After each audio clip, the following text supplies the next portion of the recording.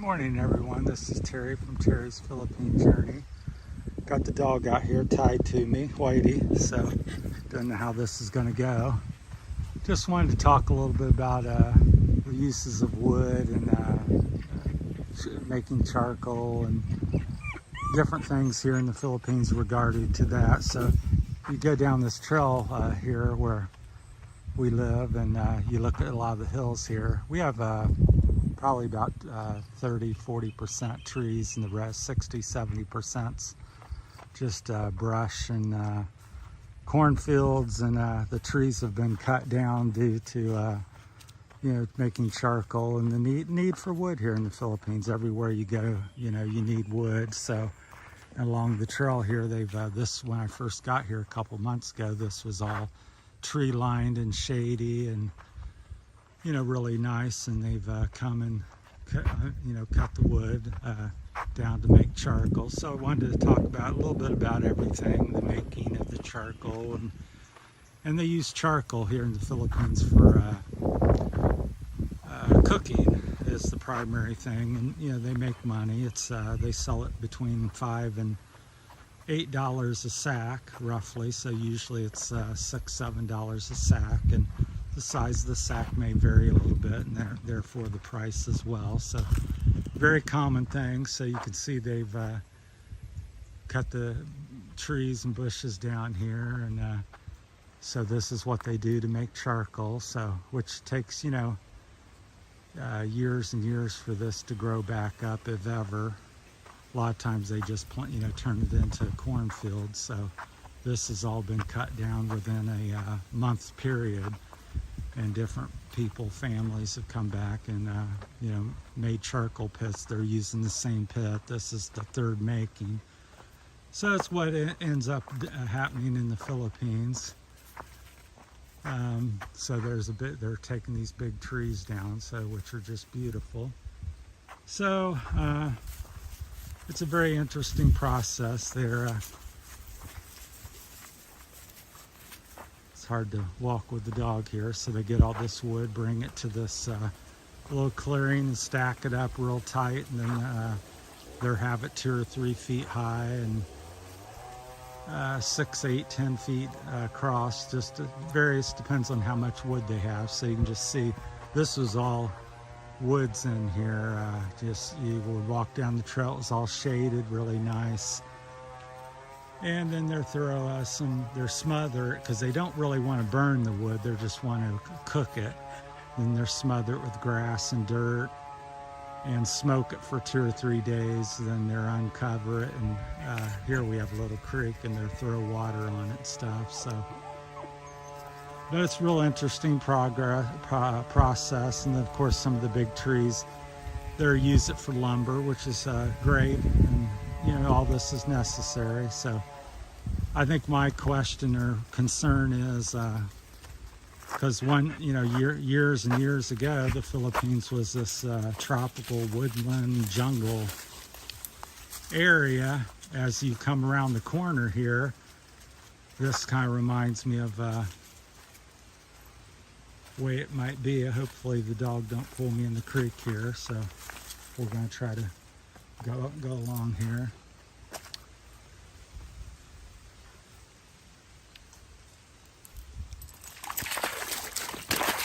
Pulling in the creek as I thought, so I got wet feet. But anyhow, so in here, just really beautiful. This is a typical what most places would be like with the trees. So it's just beautiful. It's shady.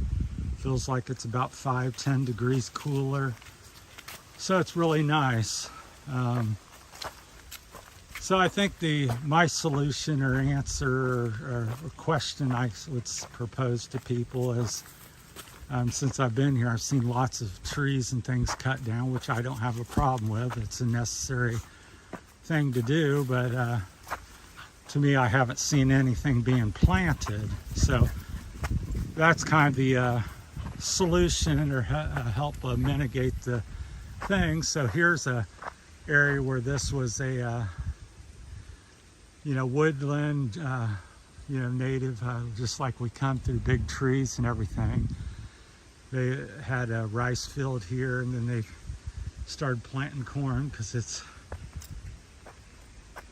better for this area, I suppose. So they dug cord this past year, but I think the problem is the lack of trees. It's getting fewer and fewer trees, and I'd like to see some of these areas replanted. There's a big hill up there that's hardly a tree on it, so I just think it causes more flooding, which is a big concern here in the Philippines.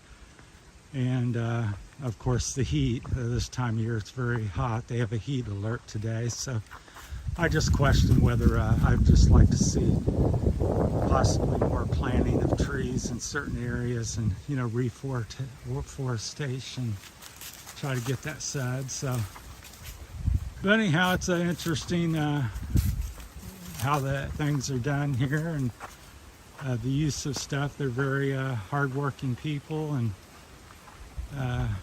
use a lot of the resources very efficiently.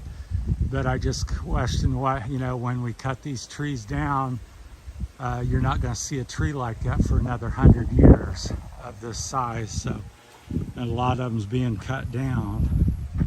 So, and like I said, I understand you want to cook, and that's good. You want to have wood for building, that's great, that's necessary. But so yeah, not really complaining about it, just more if I'm proposing a question or thought on maybe why not try planting some more trees, or have some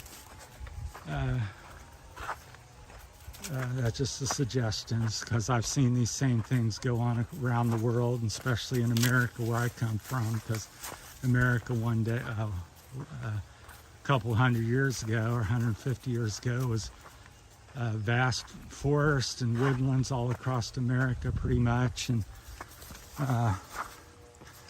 now I don't know what percentage, but 50% of the woods are gone in America. So I just see that same process here in the Philippines, so which concerns me. So I just like I give my wife for instance, it's just like a cornfield. If you took this cornfield, which has just been harvested the past couple weeks, now if you come back in a couple months and you want more corn, there's no more corn. The way there's more corn is that somebody comes back out and plants seeds here, which they'll be doing in a couple more weeks, and then you can come back and get more corn.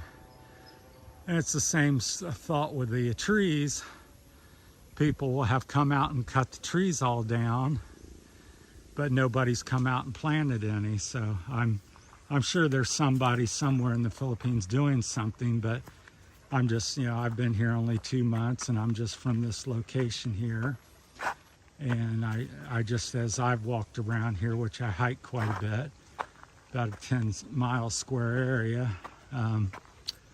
I've seen no trees being planted, but I've seen hundreds, if not thousands, being cut down. So for these purposes, which, like I said there again, I think it's a necessary thing. People want to cook. They want to make some money with the charcoal. They want some cooking, to do some cooking with it. I think that's great. No problem with it, but I think if you cut down trees, plant trees, so you have some more charcoal and wood for the future. Because when you get in these areas, and we just come up the trail there, it's very hot. It's only like 8 o'clock here, and it's really hot in the sun. And when I come over here in the woods, it's much, much cooler. It's very enjoyable. I could walk all day in the woods. But if I had to walk in the sunshine, I just think it makes the Philippines another 5-10 degrees warmer than it would, or should be, or could be. So yeah, it's a really steep hill here, so I'm getting out of breath. And then they use these trails here for bringing the charcoal and corn, primarily corn, rice, whatever, out of the mountains. They haul it down on motorcycles, which I have a little bit of other videos talking about that. So, and then of course from For me, I just use it for hiking. Then I come up and help harvest some of the corn a few times just to have that experience. So it's a beautiful country and beautiful people.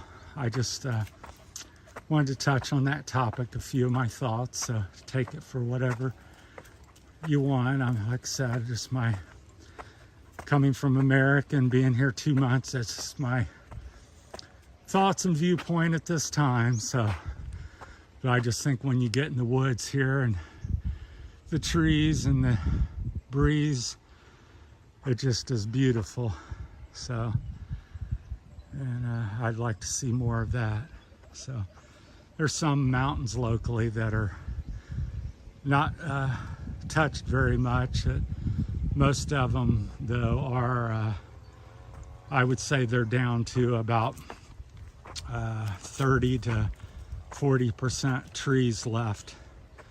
And around where I live, here comes a guy down the mountain, and he typically will have corn. He's just running around. Hey! He's just coming down. He's using it for transportation, but yeah, they ride